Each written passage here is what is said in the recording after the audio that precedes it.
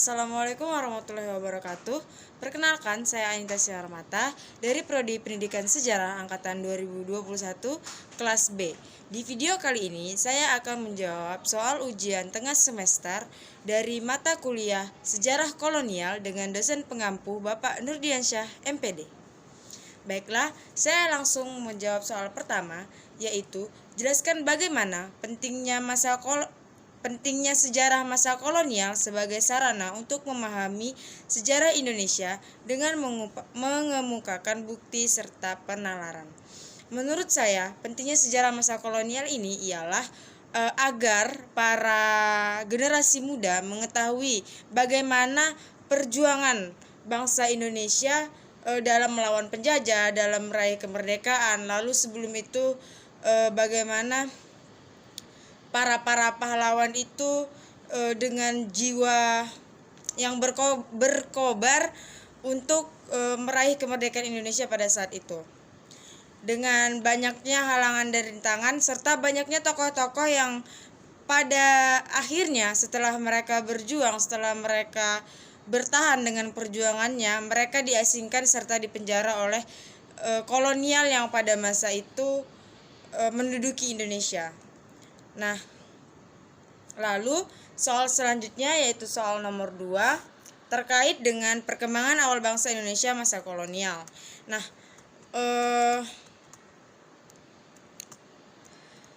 yang pertama itu ialah adanya pembukaan lahan untuk perkebunan. Perkebunan di Indonesia itu mengalami kemajuan yang cukup besar pada saat itu, di mana dengan adanya penambahan jumlah lahan untuk mengembangkan berbagai tanaman ekspor. Nah, selain itu pemerintah kolonial juga pada saat itu tuh melibatkan perusahaan asing untuk berinvestasi di Indonesia. Lalu adanya pembukaan lahan untuk menjadikan lahan tersebut sebagai lahan perkebunan. Lalu selanjutnya ialah persebaran penduduk karena politik etis. Nah, seperti yang kita ketahui, politik etis itu dia punya 3 kebijakan, yaitu irigasi, migrasi, dan edukasi. Nah, dia ini di politik etis, dia tuh migrasi ini menyebabkan adanya pemerataan penduduk. Jadi pada saat itu penduduk di Pulau Jawa itu kan padat. Terus karena di Pulau Sumatera, di Pulau Kalimantan, dan pulau-pulau lainnya itu penduduknya masih istilahnya sedikit, masih renggang. Jadi dipindahkanlah penduduk yang ada di Jawa ini ke Sumatera agar terjadinya pemerataan penduduk. Selain itu juga agar di Jawa ini penduduknya tidak menumpuk, tidak terlalu banyak sehingga menyebabkan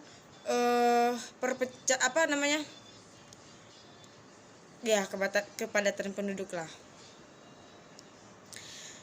Terus juga lahan irigasi untuk mengairi seperti sawah atau kebun-kebun lainnya. Selanjutnya berkembangnya sarana transportasi. Nah, seperti yang kita ketahui nih, di zaman Belanda itu, tepatnya di zaman kepemimpinan Herman Willem Daendels, dia membangun jalan dari Anyer ke Panarukan, di mana jalan Anyer Panarukan ini untuk memudahkan mereka pada saat itu dalam dalam kegiatan perdagangan atau jual beli. Selain itu juga dalam transportasi mereka, dalam misalnya dari satu tempat ke tempat lain, dia tidak membutuhkan waktu lama. Makanya dibangunlah jalan Anyer Panarukan ini, lebih singkat dan tidak membutuhkan banyak waktu. Lalu selanjutnya ialah mengenal adanya mata uang. Nah, seperti yang kita tahu, pada masa kerajaan itu masyarakat Nusantara tuh belum mengenal mata uang. Bahkan mereka itu masih menggunakan sistem barter, di mana misalnya kerajaan A membutuhkan padi sekian ton, sedangkan kerajaan B membutuhkan susu sekian liter. Mereka itu kayak kerajaan B punya nih padi sekian ton, kerajaan A juga punya susu sekian liter. Nah, karena mereka sama-sama saling membutuhkan, jadi ditukarlah padi dari kerajaan B ke kerajaan A, susu dari kerajaan A ke kerajaan B.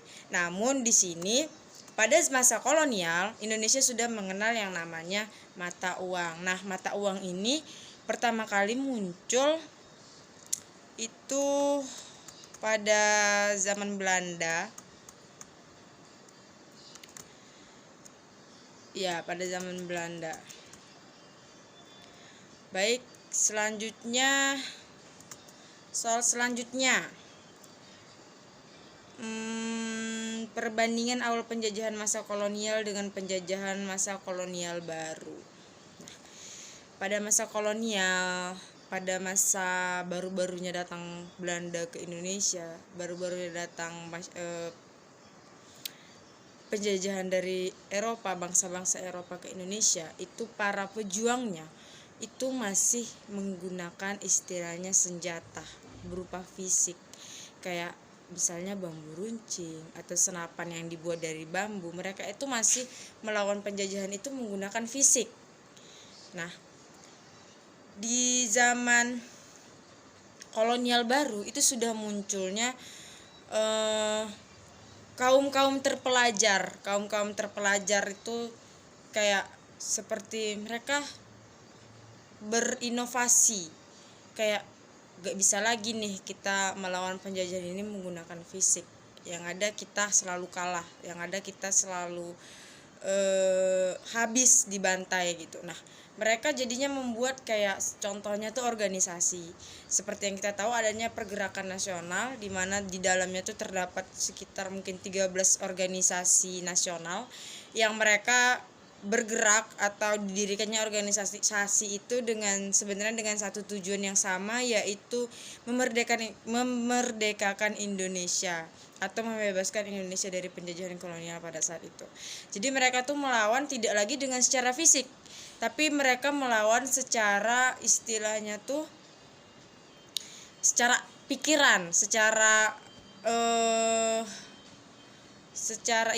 pikiran, secara batin gitu. Jadi kayak mereka mengeluarkan kritikan melalui surat kabar, terus mereka membangun organisasi yang radikal, yang istilahnya pada awalnya dibentuk Budi Utomo, itu kan tidak terlalu terlihat nih bahwasannya mereka adalah organisasi politik, karena mereka terlalu pada saat itu sangat diawasi oleh Belanda.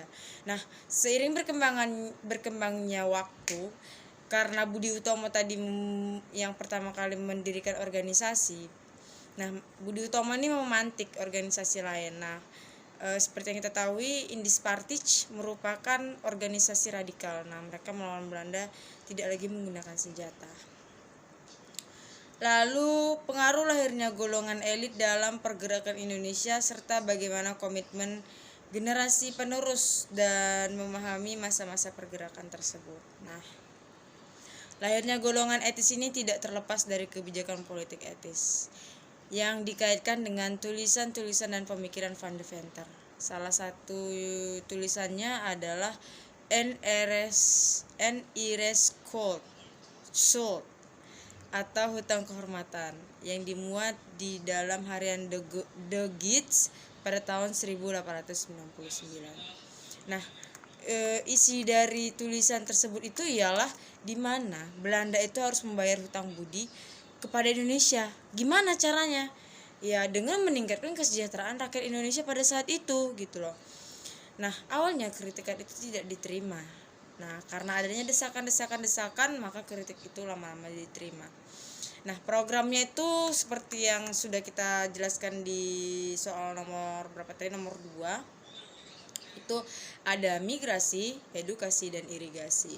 Nah, edukasi inilah yang sebenarnya paling berpengaruh, di mana pada saat itu kan rakyat Indonesia tuh belum bisa membaca, belum bisa menghitung, belum bisa menulis. Nah, dengan adanya edukasi ini, mereka diperbolehkan sekolah, ya kan?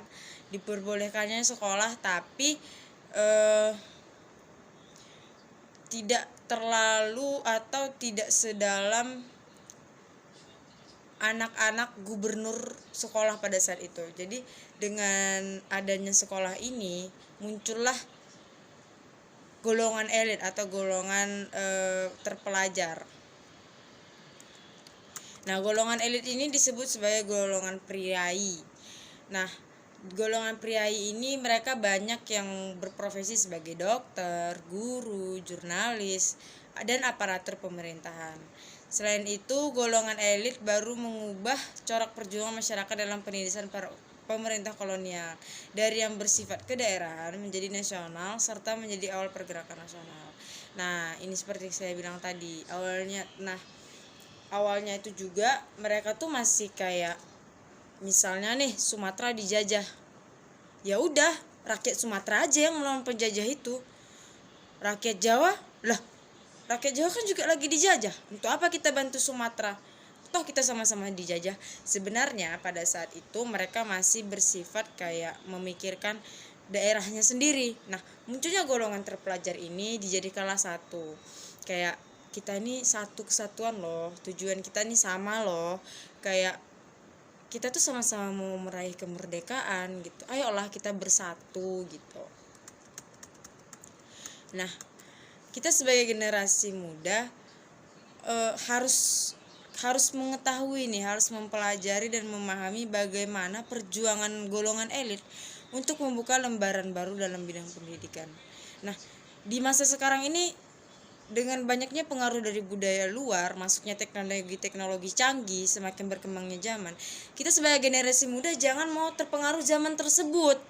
Jangan mau kayak mau dibodoh-bodohi lah, mau kayak terjerumus terikut arus sehingga kita melupakan bagaimana perjuangan bangsa Indonesia, perjuangan tokoh atau pahlawan pada saat itu. Selanjutnya ialah peran serta dampak Budi Utomo dalam masa perjuangan menentang kolonial di Indonesia. Nah, seperti kita ketahui, Budi Utomo merupakan organisasi pertama dalam pergerakan nasional yang berdiri pada tanggal 20 Mei 1908 di Jakarta.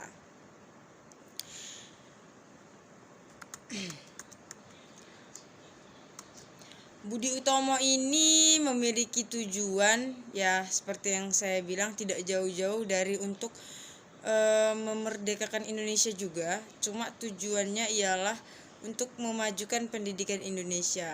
Berdirinya Budi Utomo ini digagas oleh pelajar dari Stovia atau School Thought of Leading Fun Inlands Artsen di bawah pimpinan R. Sutomo.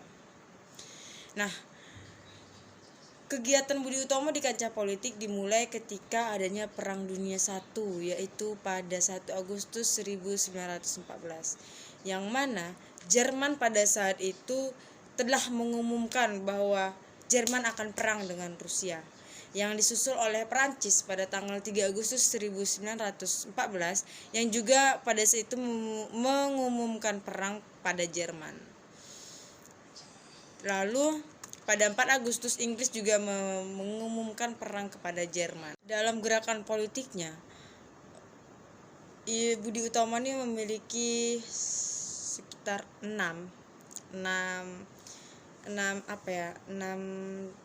cita-cita atau 6 tujuan. Yang pertama ialah melancarkan isu politik bahwa mempertahankan diri sendiri lebih penting dari serangan bangsa lain. Jadi di mana mereka itu lebih penting kita mempertahankan diri kita sendiri.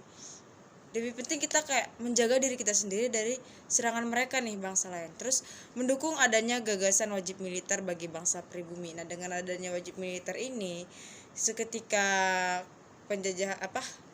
para penjajah menyerang, mereka tuh tidak hanya lagi sekedar aja nih melawannya, tapi mereka sudah bisa kayak wajib militer, kayak ya mereka pandai menembak, mereka pandai memanah dan lain sebagainya. Terus mengirim komite Indi Weerbaar ke Belanda untuk memperkuat pertahanan Hindia. Lalu anggota Budi Utomo diperbolehkan ikut dalam Volksraad atau Dewan Rakyat, membentuk komite nasional untuk menghadapi pemilihan anggota Volksraad, dan menunjang kegiatan politiknya. Budi Utomo menerbitkan majalah bulanan dengan nama Guru Biasa. Nah, jadi itulah gerakan-gerakan Budi Utomo di bidang politik. Nah, karena dampaknya Budi Utomo bagi masyarakat Indonesia pada saat itu adalah dengan adanya organisasi Budi Utomo, itu jadinya masyarakat mulai terpancing, kayak mulai tersadar nih, oh mereka aja bisa loh bikin kayak gitu, kenapa kita nggak bisa? Kayak wah keren ya, seperti itu. Kayak jadinya mereka merasa terpanggil jiwa-jiwa nasionalismenya karena Budi Utomo nih. Kayak makanya itulah muncul adanya organisasi-organisasi lain yang terpanggil oleh Budi Utomo ini. Lalu selanjutnya ialah Indis Partij. Perkembangan Indis Partij menjadi partai politik. Nah, Indis Partij ini juga di abad awal 20 di mana Belanda juga secara parsial masih melakukan penjajahan di Indonesia yang dulunya bernama Hindia Belanda. Berbagai kebijakan politik maupun non-politik menghantui masyarakat pribumi, seperti adanya ketimpangan ekonomi, disparitas gaji antara pribumi dan Belanda hingga di ranah politik di mana orang pribumi tidak dapat duduk di posisi yang sejajar dengan Belanda. Indis Partij ini didirikan oleh inisiasi Ernest Daus Dekker, Cipto Mangunkusumo dan Ki Hajar Dewantara pada tanggal 25 Desember 1912 yang berpusat di kota Bandung. Nah, Indis Partij ini berlayar melawan arus Belanda dengan semangat nasionalisme yang tinggi dengan satu tujuan, yaitu kemerdekaan. Nasionalisme digiring oleh organisasi ini ke penjuru negeri yang menarik simpati dan dukungan sosial masyarakat. Nah, mereka juga memberikan narasi kritik pada surat kabar The Express yang dimasifkan ke beberapa daerah di Pulau Jawa. Kemudian Indis Partij juga melahirkan tulisan yang cukup satir dan menohok berjudul Als Nederlands Was, yang berarti andaikan aku seorang Belanda. Nah, teman-teman pasti pada tahu dong. Tidak hanya itu, gerakan sosial berunsur narasi ini terus digemakan menyusul artikel dari Cipto Mangunkusumo yang berjudul Crack of Fresh yang berisi kritik tajam mengenai pemerintah Belanda. Namun sayangnya organisasi ini harus berakhir pada 4 Maret 1913 karena menurut Belanda organisasi ini mengancam mereka. Seperti organisasi ini ditakutkan akan melawan Belanda dan memicu rakyat untuk melawan Belanda. Selanjutnya ialah perkembangan Sarekat Islam. Nah, Sarekat Islam ini pertamanya bernama Sarekat Dagang Islam yang didirikan oleh Kiai Haji Samanhudi pada 16 Oktober 1905. Nah, tujuan didirikannya ini pada awalnya ialah untuk menggalang kerjasama antara pedagang Islam demi memajukan kesejahteraan pedagang Islami pribumi. Namun pada 1912, Hos Cokro Aminoto mengubah nama organisasi Sarekat Islam ini menjadi Sarekat Islam saja. Nah, jadi organisasi ini tidak hanya untuk pedagang aja nih, tapi seluruh masyarakat Indonesia boleh masuk ke dalam organisasi ini. Sarekat Islam memiliki tujuan, yaitu yang pertama, mengembangkan jiwa dagang dan kesejahteraan masyarakat pribumi, mengembangkan pendidikan dan pengajaran bagi masyarakat pribumi, memperbaiki citra Islam di kalangan masyarakat luas, membantu kesulitan yang dialami anggota dalam sektor ekonomi, mengembangkan eksistensi agama Islam di Indonesia. Pada kepemimpinan Hos Cokro Aminoto, arah organisasi Sarekat Islam menambah di bidang sosial, politik, dan pemerintahan. Nah, Sarekat Islam ini selalu menyuarakan semangat perjuangan Islam dalam perlawanan terhadap kolonialisme dan imperialisme. Cita-citanya ialah berhasil mendapatkan simpati masyarakat pribumi dan berkembang hingga ke desa-desa pedalaman. Namun pada tahun 1914, anggota Sarekat Islam mendapatkan pengaruh dari ideologi komunis dari tokoh Indis Sosial Demokratis Vereniging atau ISDV, di mana tokoh atau oknumnya bernama Henk Snifflet.